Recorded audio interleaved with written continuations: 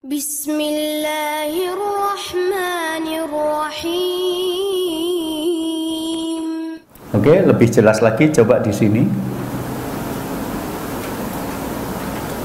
Kalau main logika, ya tampaknya apa yang mereka dakwahkan itu bagus. Tapi kalau main dalil, Anda akan menemukan kebenarannya di sini.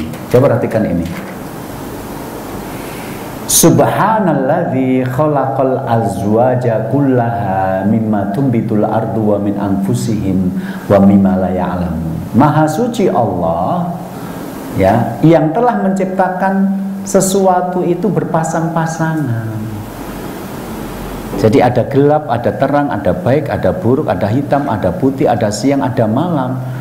Termasuk ada laki-laki dan perempuan. Jadi berpasangannya laki-laki dan perempuan berbeda itu memang diciptakan untuk berpasangan.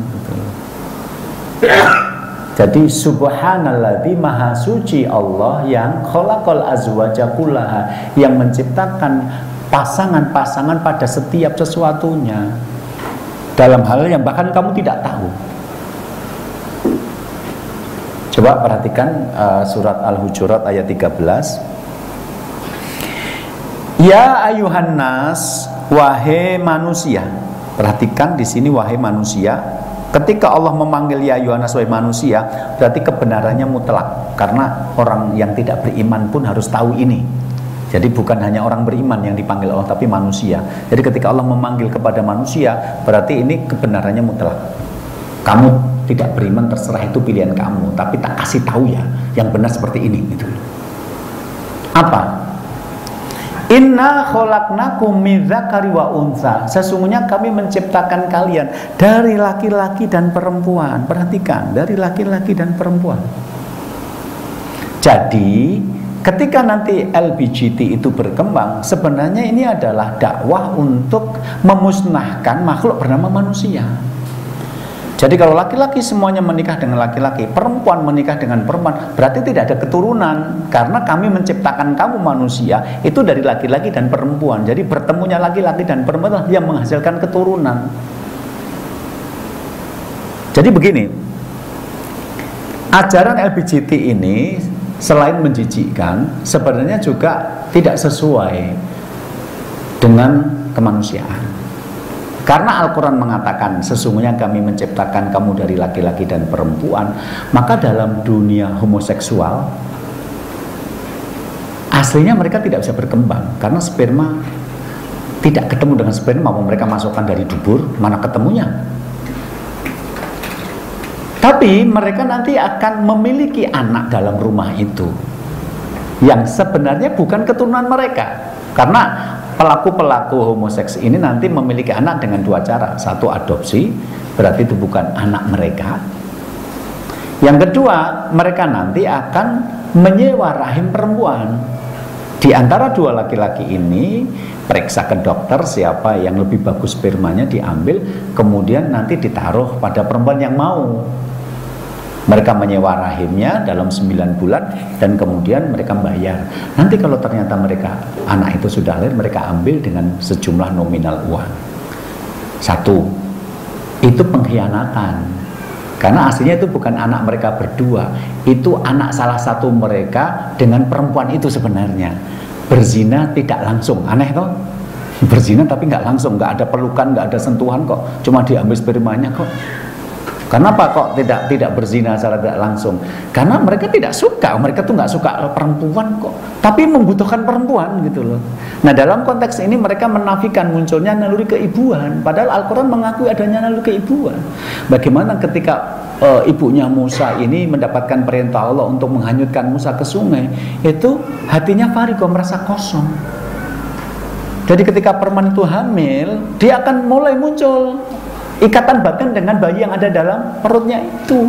Begitu nanti anaknya lahir, rasa sakit selama hamil dan melahirkan itu hilang. Karena apa? Ada hubungan batin dengan bayi ini.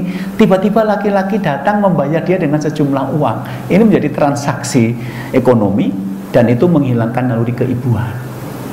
Jadi seolah-olah perempuan itu sudah dibayar dan selesai. Jadi homoseks itu merendahkan perempuan, karena bagi mereka perempuan hanyalah rahim yang bisa disewa. Tidak ada itu naluri keibuan, tidak ada lagi hubungan emosi antara ibu dengan anak yang dilahirkan, nggak ada. Dan ini jahat. Sebaliknya dalam dunia lesbian, yang perempuan suka dengan perempuan, tapi mereka nanti untuk berkembang biak tetap membutuhkan laki-laki. Kalau mereka mengadopsi berarti itu anak orang lain, tapi kalau mereka ingin punya anak dari rahim sendiri, berarti di antara dua perempuan itu yang diperiksa dulu mana yang rahimnya paling sehat. Setelah itu mereka akan datang ke bank sperma, lihat foto-foto, pengen anak model siapa. Kemudian mereka bayar sejumlah nominal, mereka ngambil dari sperma itu, mengambil dari bank itu sperma, kemudian dilakukan bayi tabung, kemudian ditaruh di salah satu rahim dari perempuan ini. Dan kalau nanti dia lahir, mereka berdua nangis terharu punya anak. Padahal secara fakta itu bukan anak mereka berdua, itu anak salah satu di antara perempuan itu dengan laki-laki yang mereka bahkan tidak kenal karena cuma diambil spermanya. Dan ini, jadi dalam dunia LGBT perempuan itu penyewa rahim, laki-laki itu penjual sperma. Jadi ayatnya mengatakan kami menciptakan kamu itu dari laki-laki dan perempuan. Nggak bisa laki-laki dengan laki-laki punya anak, nggak bisa perempuan dengan perempuan punya anak. Bisa jadi anak itu min dzakari wa unsa, karena kamu laki-laki dan karena perempuan disatukan maka lahirlah keturunan-keturunan bernama manusia. Jadi LGBT ini kan sebenarnya dakwah untuk memusnahkan manusia sebenarnya. Lah kok gitu ada yang dukung dengan hak asasi manusia. Lah kamu jadi dianggap tidak manusia kok. Perutmu itu dianggap hanya sebagai tempat untuk menanamkan bayi dan nanti kalau udah lahir diambil kok. Spermamu itu ternyata cuma dihargai dengan sekian rupiah kok. Gimana manusia? Itu jadi kayak binatang aja, kayak kawin sontek gitu loh. Kan ada tuh di peternakan-peternakan itu. Jadi untuk mengembangbiakkan sapi ternyata nggak perlu melakukan hubungan, tetapi cukup dengan kawin sontek. Perhatikan ayat berikutnya.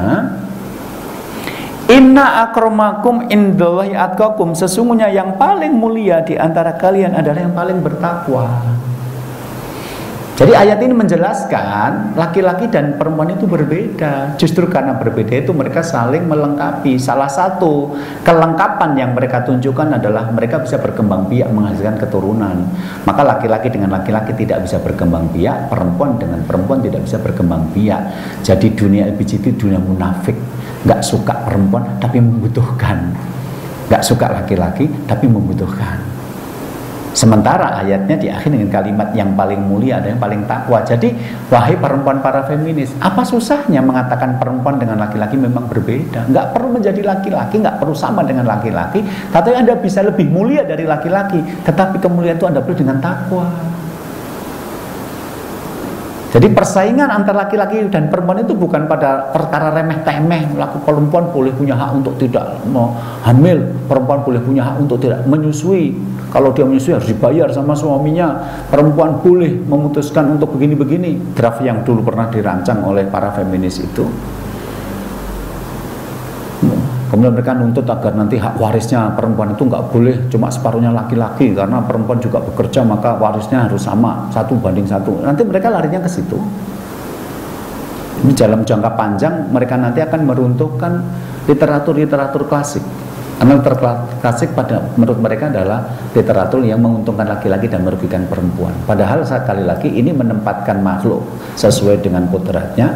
Dan yang kedua, memang persaingannya bukan di situ, bukan laki-laki bersaing dengan perempuan, tetapi laki-laki bersaing perempuan dalam ketakwaan. Maka ketika bicara tentang kemuliaan, inna akramakum, sesungguhnya yang paling mulia di antara kalian, Allah tidak melibatkan jenis kelamin lagi, tapi Allah melibatkan ketakwaan. Inna akramakum inna atqakum, sesungguhnya yang paling mulia di antara kalian yang paling bertakwa. Jadi bukan yang paling mulia yang laki-laki atau yang paling mulia adalah perempuan, tidak. Yang paling mulia yang paling bertakwa. Sudah tidak bicara soal gender lagi. Itu. Nah, ini adalah sedikit di antara ayat-ayat Quran dan hadis Nabi yang intinya mengatakan kepada kita laki-laki dan perempuan itu tidak sama. Jadi nanti sekali lagi cara merespon kejadian, cara memilih kata-kata, cara mengungkapkan perasaan, cara menyikapi satu peristiwa antara laki-laki dan perempuan itu berbeda. Karena memang perangkatnya berbeda. Coba perempuan kalau ketemu sama temannya di jalan, Assalamualaikum, temannya itu nggak jawab, Sampai di rumah tuh dipikir, aku salah apa ya, kok temanku tadi aku tegur nggak jawab. Laki-laki ketemu temennya, Assalamualaikum, temennya itu nggak jawab, oh mungkin dia sedang sibuk. Beda tuh cara berpikirnya. Nggak sakit hati, mungkin dia sedang sibuk, mungkin bapaknya masuk rumah sakit jadi nggak fokus pada salamku. Tapi kalau perempuan sampai rumah tuh mikir, kenapa ya ketemu tadi aku jawab salam kok nggak jawab, aku salah apa? Apa kemarin waktu dia punya acara hajatan aku nggak datang, sumbanganku kurang banyak, malah hari kemana-mana nanti gitu.